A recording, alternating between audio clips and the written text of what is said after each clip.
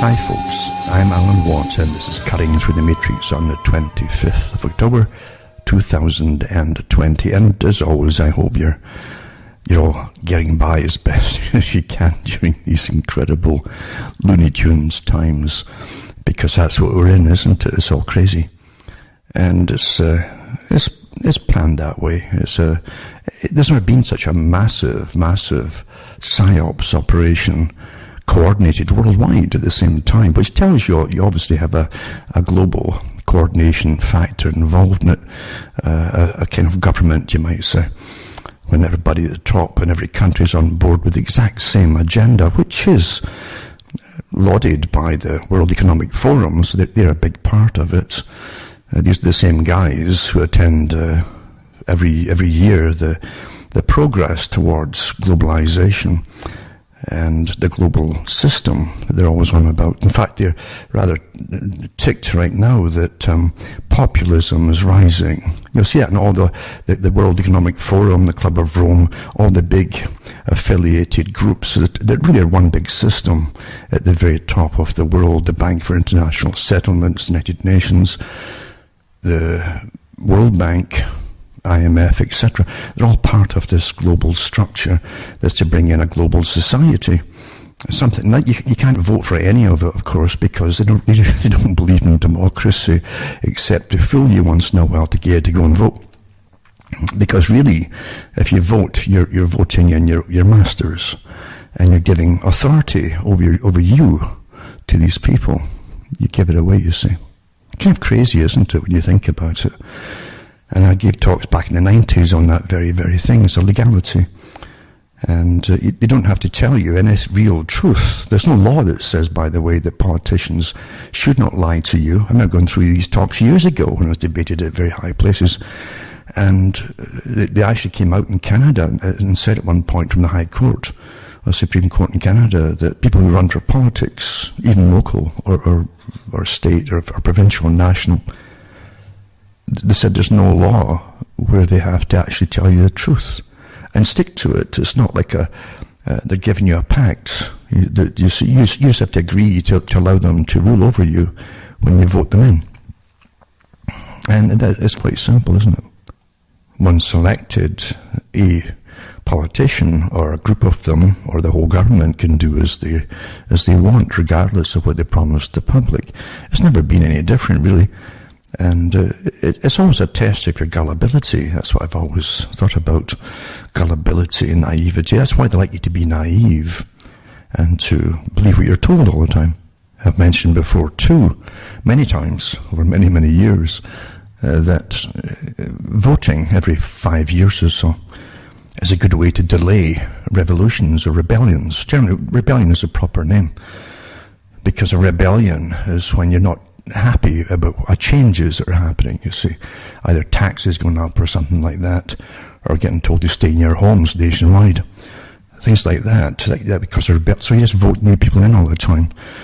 Because you're sick of the people who put in the last lot of rules and regulations and globalized laws, etc., for their trading partners, the big top trading partners on the planet. That's what globalization is about. Who can trade and who can't? And under public-private partnerships, of course, we fund all big projects. All the big projects. There's nothing new in what I'm telling you. It's just that they haven't been told for a long time what it's all about. And also, you'd have to read the old books about it. The old globalists in the 19th century, the H.G. Wells's types, who wrote lots of good fiction, science fiction, with a lot of eugenics involved in it too, you'll notice. But he wrote fiction about a utopia to come, and he also wrote it as a kind of almost like a documentary type style of what was to come, like a modern utopia. And he talked about how they get rid of the excess population, the unnecessary population in this wonderful socialist system. Socialism, remember, was to be a world ruled by experts. And human value is given by religion, or developed through the millennia by religion and humans themselves, obviously. would be disregarded altogether and discarded eventually until you're living totally under authority by professionals and experts. And that's what communism was supposed to eventually be based on. And two, communism, remember, was never totally achieved in the Soviet system, because it was meant eventually to train the public and train through generations, almost like a genetic indoctrination and the Lysenko type style, only to do with people instead of plants. That they would train people, and they would have genetic memory, so you'd be better and better citizens of each generation as time went on, until you have the perfect system where all the old values of me first or me surviving would all be put or basically destroyed, because you had to serve the greater good, you see, and you do it willingly eventually in a perfect Soviet system. And eventually you wouldn't even need money. You'd be allocated, like credits, same thing that Bertrand Russell talked about for the British socialist system. And don't get confused by socialism. There's different meanings to it depending on who you happen, or what organizations you happen to belong to. And the top capitalists were always for socialism-communism, because it's better to have an efficient system, a technocratically run system. If you get a public that will obey you, the obstacle has always been individual rights and individualism, and so they have to get rid of that. So again, H.G. Wells talked about it in the Modern Utopia, about getting rid of the excess population. You don't need them anymore. These silly, feelings of humankind and bonded together as a human. Nonsense. No, get rid of the ones that are inferior, and you don't need any more, he said. And he said, we used to think that we'd have to kill them, but he said, we decided to sterilize them instead, and they gradually just die out because they couldn't reproduce. This is in Modern Utopia, Wells. Wonderful characters they give you to follow, eh? And you like a lot of their stories. You say, that's a fascinating time machine story there, and that's wonderful, and I'm enthralled. But again, he was given the star-making machinery, and he couldn't fail, basically. It wasn't just one person writing material. He had professors handing him lots of stuff for his books, and people to help him write his stuff, you see. And he made him into a star, because you follow the stars. And if H.G. Wells said that was the way to go, then so should you. You're clever. He was clever. You're not so clever. You're not rich and famous like him. See? And that's the proof of it right there. That's how easy it is. And that's how they create the stars in the big machine. Like actresses and actors and that kind of thing. They actually make stars out of scientists now too. Big publicity, When you see billions and billions of stars, things like that. And then you start, when they get off the subject of science, you start following, I guess maybe he's right there too, What I'm saying here is, everything that's happening today is simply the culmination of centuries of indoctrination and techniques being used on the public which they're completely unaware of. And you'll never really catch on to. You think things are just happening now. You don't realize that the incredible, tremendous work that's gone into getting to the stage of the game. Never mind through technologies. They couldn't do it without the internet and computers. They couldn't do any of it without that, because they must know everything about every single individual on the planet. Then they've got to get you all into a system where you can't even feed yourself without digital currency. And then they start doing what Bertrand Russell suggested they do in the 1940s and 50s. He said eventually the state will dish out credits. No, credits, just money, a token, if you like. And put to your bank account, and you couldn't save it up in the new system that's to come. If you didn't use it all in the same month, it will start off at the same amount again. And like if it's 500 C for credits, it'll be 500 again the next month, and you have to pay your cost of living out of that, and so on. And if you're bad, he said it too, it's a social credit system, which they planned way back in the 40s and 50s that would come down the road. People think this is happening now, and you'd have to behave and do what you're told, or else you'd be cut off, just like they can cut you off the internet now and stop your work if they want to. And they're openly talking about it, and they're doing it across the board in some ways. There's nothing new under the sun. It's just that now is the time to do it all, because they have the perfect system to make you comply. They made it pretty well impossible for so many people to get through without, the internet and digital currency, and everything's done on the computer now, or cell phone. And it was planned that way. And you buy your chains. Oh, I want that flashing light. There's pretty colours, and it's got more pixels than the last one, Lucifer, the light. You're just dazzled by it. And the folk, honestly, you can't help them, but they're too far gone, and it's not their fault. You see, they're brought up like that and trained to accept it all as quite natural, never realising that very important folk, as far as history goes, talked about this coming system long ago, long before you heard of a computer, in fact, and how they make it all happen. But again, back to the Soviet system, the Soviet system was never really achieved, because eventually, through generations of raising the perfect children, and basically somehow breeding out of the idea of selfishness, then you'd all be there to serve the state. Again, cogs in the wheel, you see.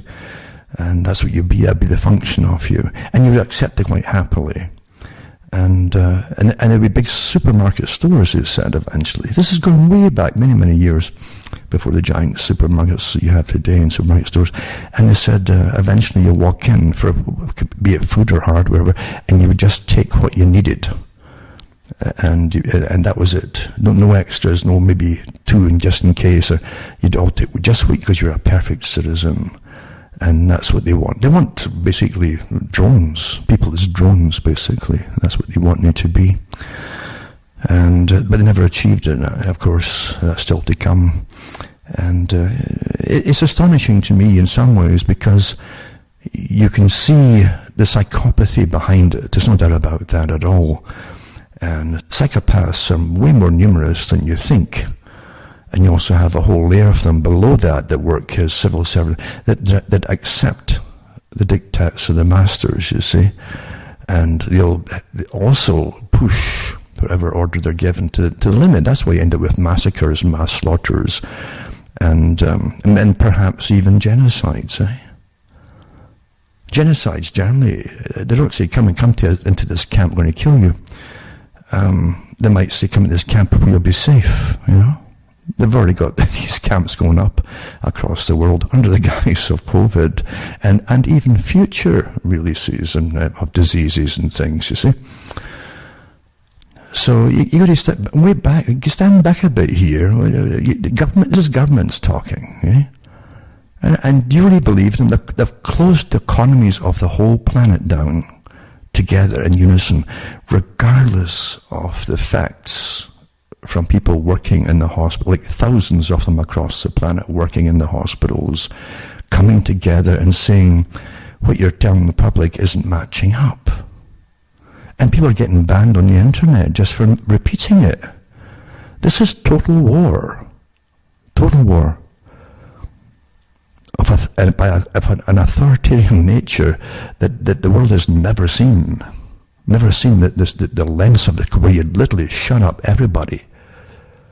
In the KGB or the NKVD, in the old Cheka groups after the Bolshevik Revolution, they just brought folk in and slaughtered them. And then they went and they made it known what was happening. Folk were disappearing all the time. And they made it known what was happening to terrify the rest of the folk to comply, you see. And you're seeing it happening now without grabbing folk physically. And at the moment, this will happen in the next few weeks, by the way.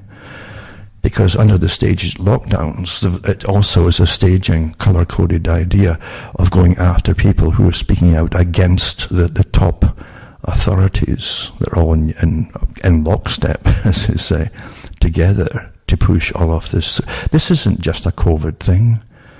It's rather obvious. You don't crash economies.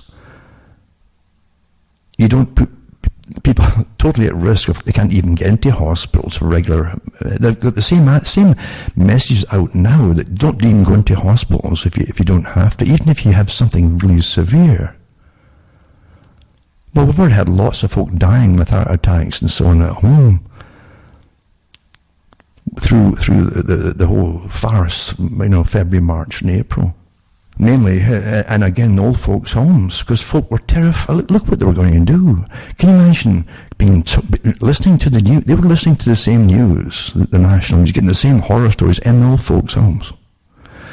And all they kept repeating is, old folk are going to die, old folk are going to die. And then they tell it, we're going to ram these tubes down your trachea, and make you breathe by a machine. But that's dangerous too. That might kill you. Rather than give you basic treatments, they've given people every winter through spring, when you get the cold flu seasons coming on, when all the bronchial problems really start up big time every year. That's why they're counting so badly on what happens every late fall, and the weather changes, gets damp and then cold and so on. And you're guaranteed to have folk go to the doctors initially. Now they might just cart them off into the hospitals. And don't forget COVID. It also includes the common cold. It's a coronavirus.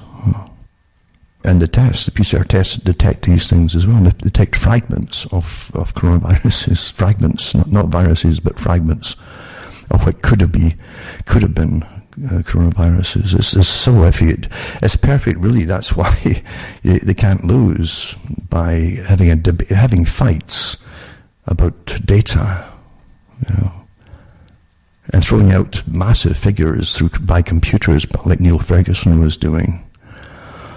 The same man, by the way, they helped destroy the entire meat supply of Britain at one point with the mad cow disease and his computer systems. All slaughtered, This man is a one-man wrecking machine. So why do you think he gets the job of giving you vast... It's because he's a psychopath, folks. He's no... The average person, if they know what they're doing, is, would you please go along with this and really convince the public to be terrified? And they've got to give up all rights and so on. And lots of folk will die because of it, of depression, or they can't get into hospital, they're afraid to go to hospital, or they won't be admitted anyway to hospital, etc. So want you to do it. You might have qualms if you're a normal human being, but a psychopath doesn't. They don't have anxiety. It's something which is lacking in them, is anxiety. If anything happens to a psychopath in their life that threatens their ability to manipulate freely throughout society, locally and on a larger scale with their politicians, then, or even on top of the military, you find in the military too, different categories of them. Actors and actresses are the hysterical, attention-seeking psychopath. That's a category they fall into as well. So, yeah, you may have a breakdown if you were forced to do it. Even if you're told initially it's for the greater good, the noble lie. It's for the greater good, and history will justify it. And when history doesn't justify it, you'd start to have a breakdown. You see, because you were responsible for maybe millions of folk dying because they couldn't get to hospital, or they couldn't get diagnosed, and they couldn't get their cancer treatments. And early cancer treatments, if they can get a primary tumour, they can get it out quick and get a darn good chance of survival. If you can't get in, and every day counts then, you see, when it's diagnosed. And what's happening is a horror show. There's been lots of staffs in hospitals across the world come out, nurses and doctors, about this. Makes no difference to the agenda, though. And that's your telling point here. It isn't just like some automaton that just takes over because they can't think straight at the top. This is an agenda which knows darn well what's going on. And it ties in completely with the Great Reset, the global Great Reset of the World Economic Forum, that was to follow the 2007 and 8 crash that they talked about, this big reset. And the reset is not just the resetting of the value of your currency, it's your whole way of living. It's the way of living they've been telling you about and trying to get to accept since Maurice Strong fronted for the Rockefeller Foundation in 1992. That was the big one. The big biodiversity treaty came out of it, of course. And it was to literally dismantle all industry within the Western nations. That was part of it, a big part of it.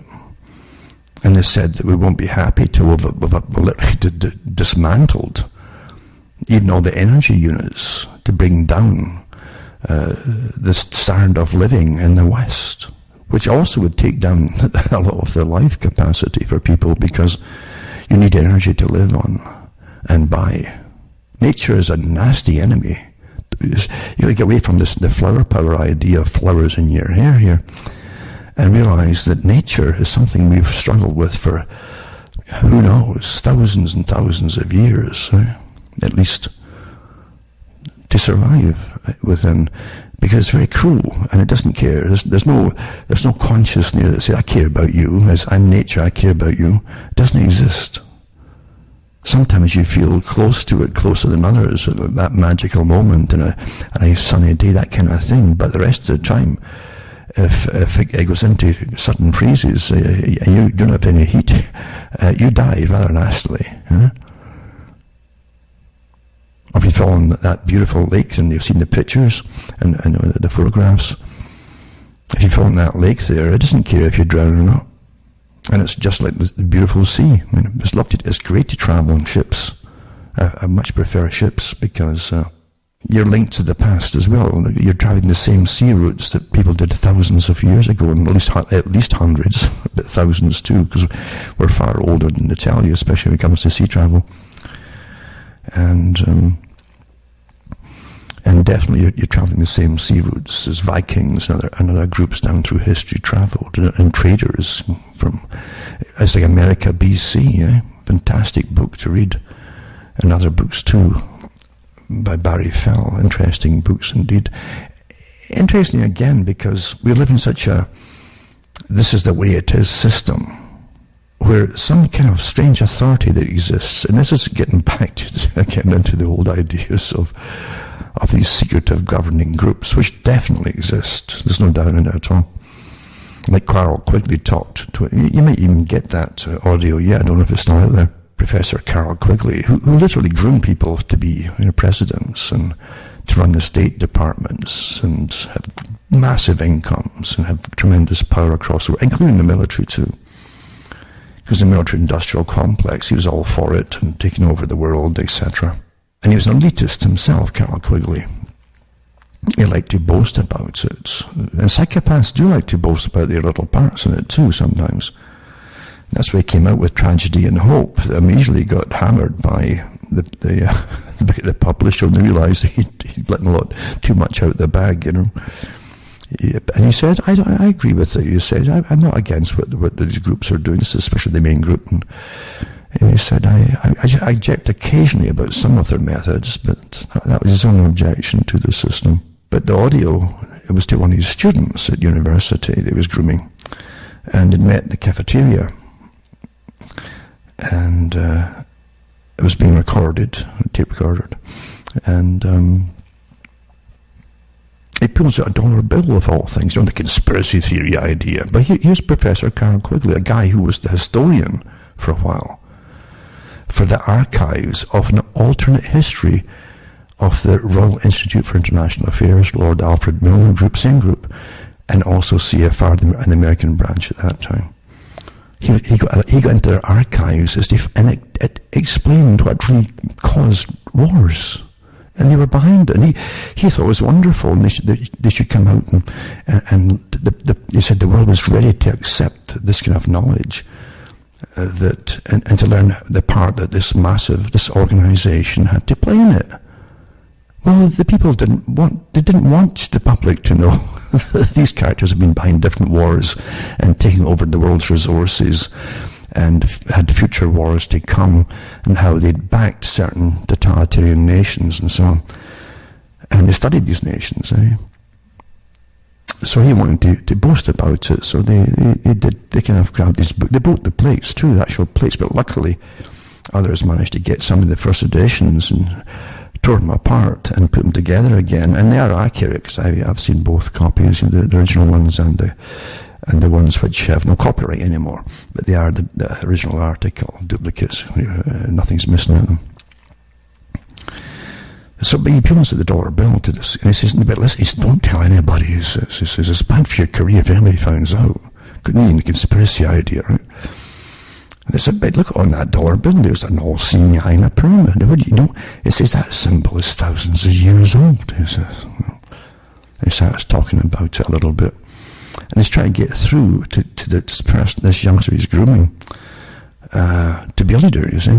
That's what they do, they pick future leaders. And he's telling them that there's a bigger power running the whole system than just you electing whoever is put in front of you to vote for. He's grooming the guy. But anyway, that audio got out there, and you might be able to listen to it if you get a hold of it. And that's how the world really is run, though. This is the professor that member that Bill Clinton gave accolades to, and he said that was his mentor, was Professor Carroll Quigley, that got him into politics and got him the Rhodes Scholarship. So he could go over to London and then skip off to Russia. That's what happened. That's what he did too. But anyway, that's the world we're living in. It's vastly different from the worlds we're trained to believe in. In fact, they couldn't, as I say, get the agenda through without making us incredibly naive. And it's true, once you're in school, age of 5 or whatever it is, you're immediately indoctrinated into what they tell you is reality. And that's what Lowell said. I've said this before, this essential primary school indoctrination is essential. Because Jack C. Lowell said that without that initial indoctrination, subsequent indoctrination will not take. You'll see through it, even if you're only 7 or 8 or maybe 10 or 12, you'll see through it. But if you get that early indoctrination, you're being trained just to listen and obey, listen to obey and accept. You see, there's no debate then. And that's how the world really is. And sure enough, every 30, 40 years, some parts of vaults are opened, because it's part of revelation of the method. That's what it's called. Getting back to that all-seeing eye in the pyramid.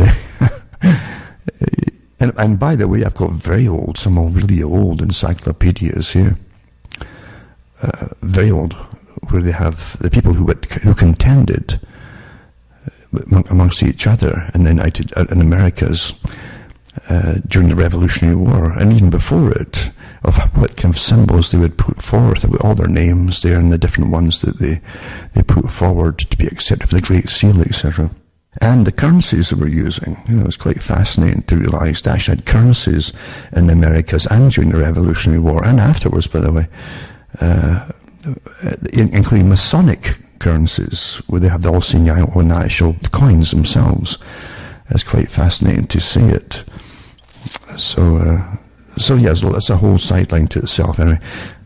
But to get a segue into that, I'll continue what I'm trying to prattle on about here, which is your reality, vastly different than what you've been taught to believe in. And people are pretty decent.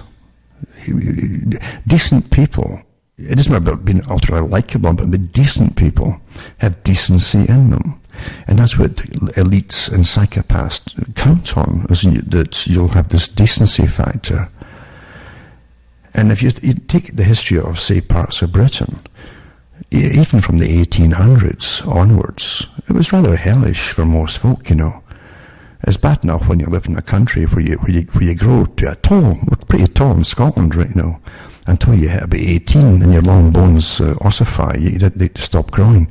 And then with all that rain, you start shrinking again, eh? So that's why you never throw your clothing away for when you're young, because you'll eventually be able to wear it again, because you're shrunk into it. So that's the whole thing. It's a pretty miserable country when it's pouring rain all the time. In Britain, it was so managed in a feudal system for such a long time, it was kind of ingrained in the people, And it wasn't until they gave basic education in the 19th century to the general population, the working population, just so they could follow instructions and basic instructions, written instructions for working machinery and factories and keep records and notes for the bosses. Otherwise, they wouldn't have given you education at all, you see. And that was it. It really was there for that reason. So you get minimalistic education, and even then they turned out to what they called the penny novel, because they got worried about the general public. They had meetings, the elites had meetings, the manufacturers and owners and so on had meetings in England. And Dickens, he knew about these things, and other ones too, but they had meetings because they worried if they'd lowered the working day for the peasants down from under 16 hours a day, that was the average, what you had to do. And then you might get up to mischief. I mean, you might start thinking. That would cause mischief. You see, that in fact thinking was mischief if the peasants started thinking. If they had time up to themselves, they had time to communicate and think about things. And so they had meeting. They actually said that they're worried about revolutions. If the people had time on their hands, they could organize and start communicating and pass information towards each other. Now they could get basic writing skills and reading skills.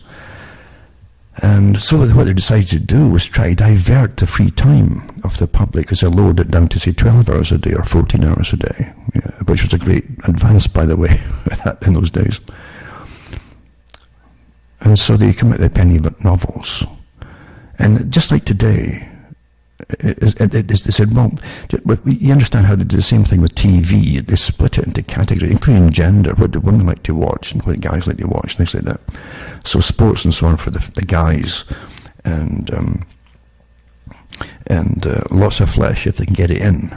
And of course, in book form, they really catered to the women big time with romantic novels, always lifting them out of where they lived in crowded, terrible red brick homes and these overcrowded cities with overcrowded houses and overcrowded rooms with no bathrooms in them and outside toilets and things like that. Well documented, by the way. This is not make believe. It completely goes against the way I was brought up. You see, because I knew that the rubbish you put on television about like the Anna Green Gables idea, and lots of spin-offs for the British system. So you'd always have the rich young girl and or the young master, who's the son of the master, the young master.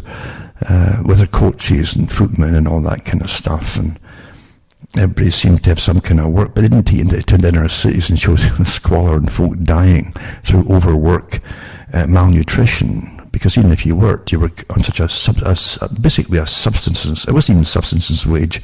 It wouldn't keep you alive, and folk didn't often hit 30 years of age. That's the reality of it. But if you just watch the BBC, you think about all these wonderful things of folk who were well-dressed, coachmen, butlers and servants, and even the highway robbers, the highwaymen are well-dressed too, in these BBC old productions of this glorious past. And all had horses and so on. If you're a peasant, you didn't have a horse, They'd lock you up, wondered where you stole it from, because you couldn't have a horse. It was expensive to have horses and to keep horses. And again, I've mentioned before, sometimes down through Europe and in Britain too, you couldn't wear silk. Even if you found it, a bit of silk, and they passed a law in time so the peasants couldn't wear it. It was above their station, you understand. Being a peasant, you had to always know you were a peasant and just accept it. And grovel, and if you had a hat, you doffed the hat, as they called it, and bowed, so you scraped and all that. And that was a system that really existed. Really did. And you get out of that temporarily if you're a guy, if you joined the military. And that system existed right through into the mid-1900s. Actually, it's back again. The system really stopped with its continuous wars that I even talked about from the Pentagon, the articles and so on. They talked about perpetual war would be the new norm, and we're in it, of course, been in it for a long time. And it wasn't just a war on nations and resources to take over them for the elite families and big corporations, but it was a war on the public themselves. And that's really what you've been in. So, but the people who lived in each era didn't live in utter despair. You understand? That's what I'm getting. They rely upon this basic natural humanity in people. And sure enough, little charities can start, and a penny here and a penny there. Again, pennies at one time worth a bit of money. You could buy a loaf with them at one time before inflation set in with a con game of paper money. But they would help each other out with charities. Not great, but hopefully we keep you alive, maybe. But it wasn't the greatest system. There was no welfare system, unemployment system. And the wars were always on the go then too. The British Empire, this private business, it was called the British Empire. And that's what it was. It was a private business for the elite families of London, the city of London. And the bankers, naturally. But it was pretty, so guys could escape for a little bit. If they could live through it, that is, through the wars and all the rest of it, if they could live through that, they might get some kind of a little pension out of it. And the bit of respect that came. Isn't it ironic? You get a bit of respect by serving the system that's kept you in squalor. And maybe your parents and grandparents too, if you had them. It's quite something. And then they teach you to respect it. And that was the great invention, really, of the 20th century. They came out of World War I, the mass slaughter of all nations involved, and the wiping out of a generation, really. Sometimes 3 generations. Sometimes you do. Sometimes people had their grandparents and their parents and youngsters, sons, wiped out totally, from villages and counties all through England, Scotland, and Ireland and Wales. Wiped out completely. So much so that when World War II came out, there were lots of empty farms, or farms there was maybe one person working it, and they couldn't even feed the population at the time. So they relied upon the shipping from, especially America, the US, and Canada, to bring in goods. But anyway, they train you that somehow, like year zero, that's how communists do it too. They always start you off with year zero when they were taken over completely. It's a good idea, you see, because it makes sure there's another bunch of ignorant schmucks that are going to grow up never knowing what happened before. And that's how they started, really, the 20th century, after the Boer War, countless wars in the Boer War, leading right into World War I, basically. And then after World War I, and the huge negotiations at the time by the early trade unions to get some more cash just to live on, I mean, folk were working and starving. Look, they didn't have cars or telephones. No, that's for basic necessities, folks. And they still had again, if they were laid off, they were sick, that was just too bad for you. And so they negotiated, and they wanted housing, to be built. They're paying all these taxes for wars and stuff. Why couldn't they take the tax money and build houses for the people? And that's how the councils really started up for their housing committees and etc. And even then, towards the end of World War I, they run out of so many men, And you can't believe how many were getting slaughtered per day after day in World War I. And massacre, that was genocide. You weren't even allowed to lie down in the mud and crawl towards. You were supposed to run towards the enemy through mud with big heavy packs on, through machine gun fire. No cover at all. That was very sane, wasn't it? I guess the same guys ran the war as running COVID. Right? Let's close the whole economies down. But this is the reality of it. And I've often mentioned that movie, that's a satirical movie, and musical at times, using all the old World War. They churn out during wars all these happy little sing-songs, type songs that people can join in. To me, you all feel you're working towards something and it's jolly good, etc., etc. So What a Lovely War is worth watching to get the idea across. And it did have the actual figures up on a big ding-dong scoreboard daily of the thousands that were dying with this battle and that battle per day, These were factual ones, and they show you the dates, so these were actually historical facts. And but again, that's what it reminds me of. There's a much bigger plan, just like Quigley talked about with tragedy and hope. And he knew it, so he was all for it, as I say, and he was all for the creation of wars, and talked about the need for wars to get stages of the big global system through. And so World War One, at least they had to negotiate to the peasantry what was left of them, decimated, right? Some concessions for all the tax money that they were dishing out all the time, and the loss of life and the horrible conditions they lived in. And for a little while they thought they were getting somewhere. Of course, they reneged as soon. And I know a lot of the guys wanting to vote too. People think it was, the women were all fine. No, the guys didn't have the vote either unless you had property. How is amazing? Isn't it amazing how that's missed all the time because it doesn't fit the modern perspectives and the modern agendas where only women suffered or other people suffered, but no, the people themselves in Britain, the guys, the white peasants. And so, but yeah, they fight to get that kind of votes. And just when they think we're getting some concessions and getting lied to, of course, they get hit with the Great Depression. And they're back to square one. And you get out the Great Depression only temporarily because of, again, a COVID event. Remember, this is how they do it. And historians all admit this, that you would never get out of the Great Depression, even temporarily, if it hadn't been for World War II. Because suddenly, the government's borrowing billions from the same shadowy characters, they're just behind the scenes. Before the wars, they're broke, eh? They're always broke, completely broke before the wars break out. And suddenly they just find this money everywhere, eh? I can validate what I'm saying here. The same thing happened before 9/11. They were just dead broke in America, Absolutely dead. And actually said they were fine, and so did Britain. We're just finding money. We went back over accounts, and we're just finding millions here and millions there. And although the US lost, $3 trillion, I think, in the Defense Department, according to Rumsfeld and so on. That was never found. It's just one of these things. You get holes in your pockets, don't you?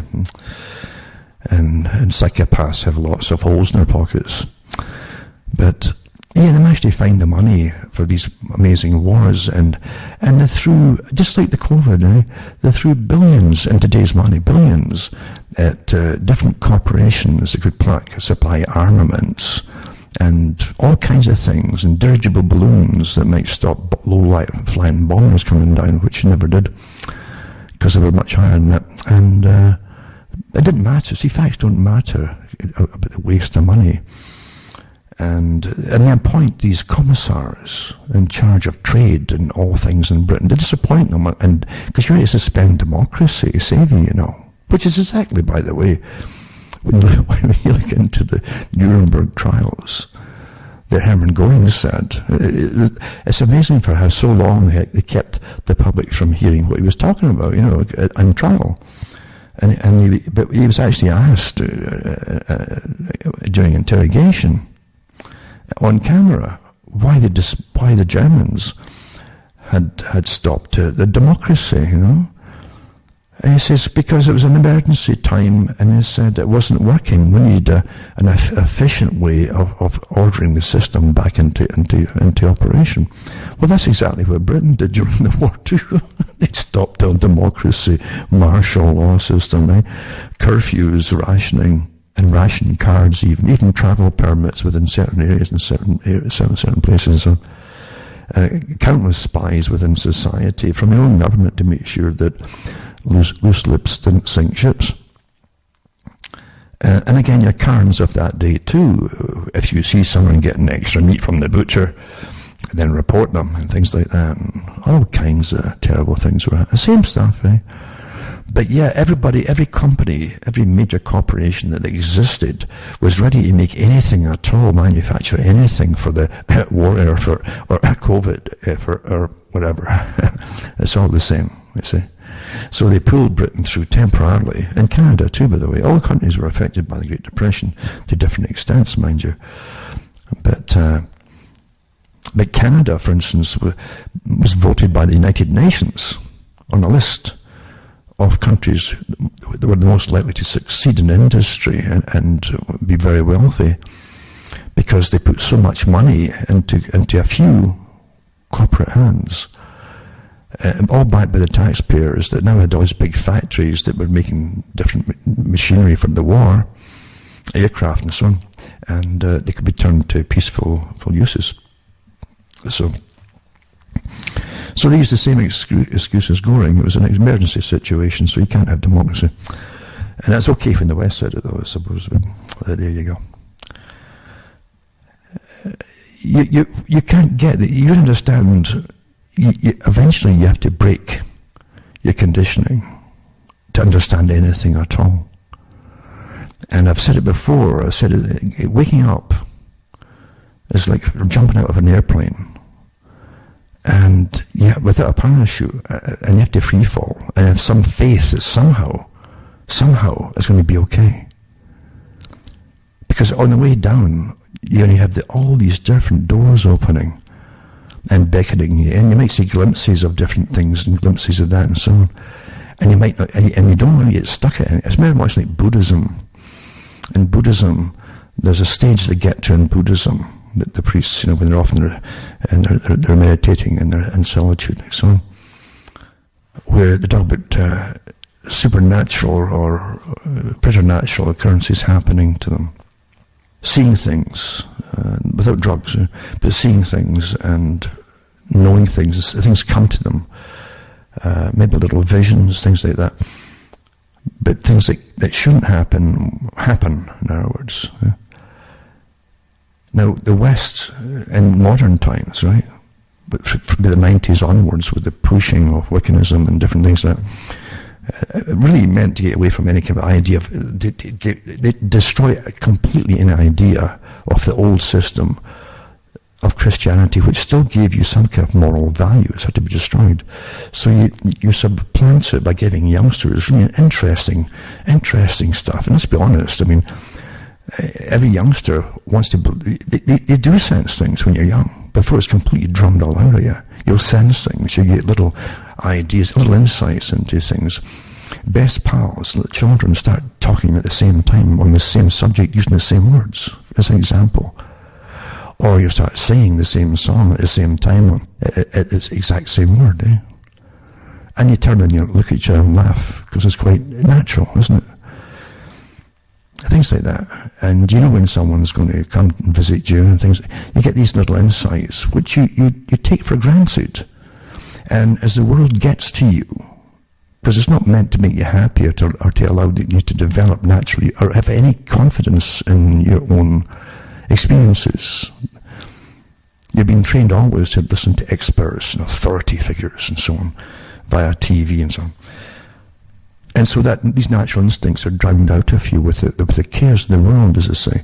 But with the Buddhists, they're different from the West, where they're pushing youngsters at one point just to get rid of the old religion. That's the idea behind it, of getting these insights and the what ifs and so on. Try this and try that, and and go ghost hunting and all that kind of stuff. The idea is to get folk into it, really into it. And suddenly books appeared, back, I'd say even the late 80s, and you would see it in libraries and in bookstores, and books that used to have all kinds of philosophies and things suddenly were getting placed by stacks and stacks of self-help books that also incorporated the so-called supernatural into them too, and positive thinking, of course. All these kind of things were pushed into it. Even the ones that pretended to be spiritual really were more positive thinking. Just want it and think about it and it'll come to you, idea and that kind of thing. So as we're pushing now on the West, you see, which can take over your life if you go that way completely, it will take over your life. You're actually stuck in an earthly realm by doing so. Because in Buddhism, as they go through a phase where this starts to happen, we actually experience the things very frequently. They're told to ignore them, because that's the trap. I'm talking about waking up here too. It all ties in together. That's the trap. ignore these things that try to pull you in, and because folk can get captivated by an awe and wondering, wow, and like any drug, you want a bigger wow the next time until you get bigger and bigger and bigger until you're addicted, like any addict to a drug, you see. So you ignore that part to go into much higher understandings and insights, or you get trapped. Well, that's what waking up is. It's like, I should say too, it's like coming out from under the ground, very much like the Australian Aborigines, the Dreamtime people, I sometimes like to call them. And when the explorers met the Aboriginal natives, I don't know if they call them still Aboriginals or not. Odd name to call people though. Aboriginal is like not original. That's a big question in itself. However, they're natives, and the explorers tried to find out, just like anthropologists do, about them, what's your history, and why were they covered in what appeared to be these paintings. They painted themselves. And inside the rocks too, in caves and things like that, they would do paintings. And they explained that about a Dreamtime period, that's different names for the same thing. I think they've made movies about it, and some of them are really entertaining, some of them. But the kind of Dreamtime, they were in some kind of limbo for a long time, countless eons. It could be eons, after some catastrophe in the world. And it's almost like they lived in stasis in the womb of the earth. That's what it symbolized, I guess. And they came out to tell the people what had happened. Now, what the rest of the story is, we never really find out if they forgot what happened or what. But it's an awful long time, so you can't blame them. But you often find that kind of history going on with the different peoples of catastrophes long ago. Catastrophes. So you understand that reality has different meanings to different peoples according to your histories, and how you survive, and your conditions of survival around you too. Whether it's kind of arid and kind of dry, or good soil and wet, and so on and so on. All these things to be factored into the cultures of the people, which ends up being the mentality. But people's generally always, again, back to the whole point of natural humanity. They're decent to each other so they can get through hard times regardless of it, through natural phenomenon and natural hardships. But I say we also get through the unnatural ones, so the ones from wars that didn't have to happen, lockdowns. Hell is getting. You haven't seen the hell yet from the lockdowns. This is the Earth Summit agenda.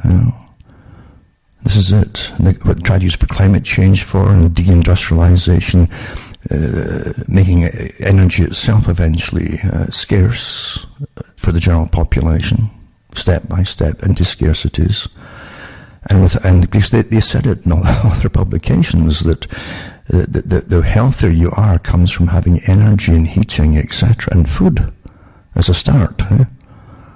And you can't depopulate the world when folk are healthy, and they won't listen to you when they're healthy, and they want to work and earn money and spend it on things, etc., and buy things, and that has to stop. Well, bingo, Here you go.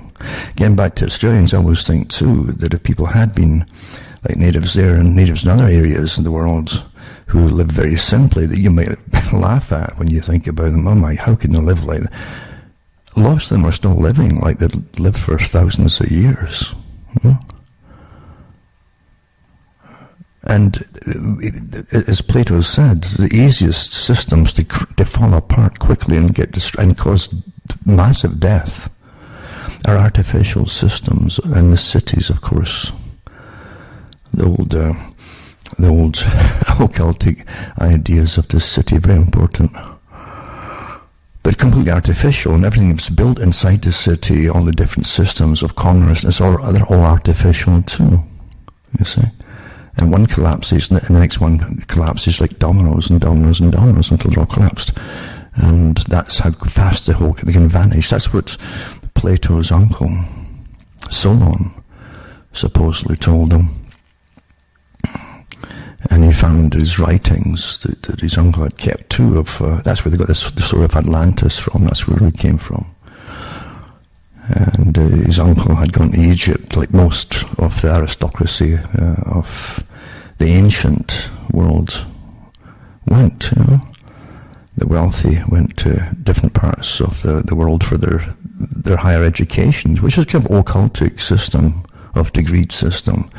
And of course they went to Egypt for part of it, and Solon, you know, according to Plato, and the writings of his uncle, was told by the priests of Egypt, he says, you know, you Greeks, how old do you think you are? And they gave him some kind of number, and they kind of laughed at him. He says, you don't even know your history or how long you've existed as a people.